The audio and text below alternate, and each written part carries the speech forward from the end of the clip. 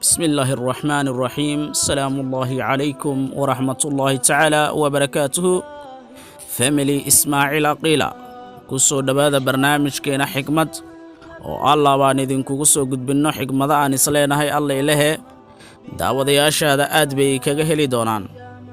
فضلا ولا الله هدان نقو عصب تاي channel كسبسكرايب سار سيدي رجلين إنه نقطه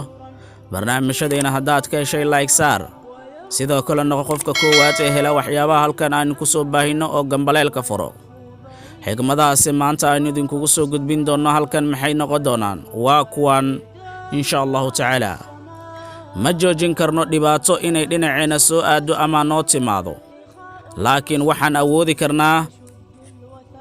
in aynan siin dhibaatada kursi ay ku fariisato oo nagula joogto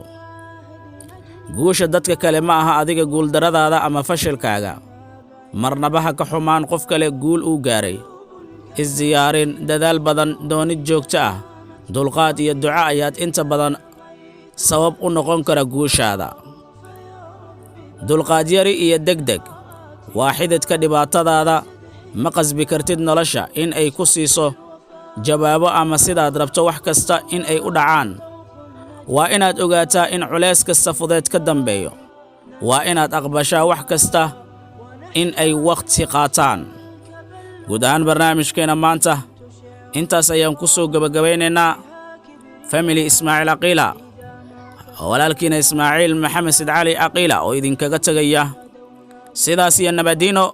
nooli kulanti dambe oo xiiso leh wassalaamu calaykum waraxmatullaahi tacaala wabarakaatuh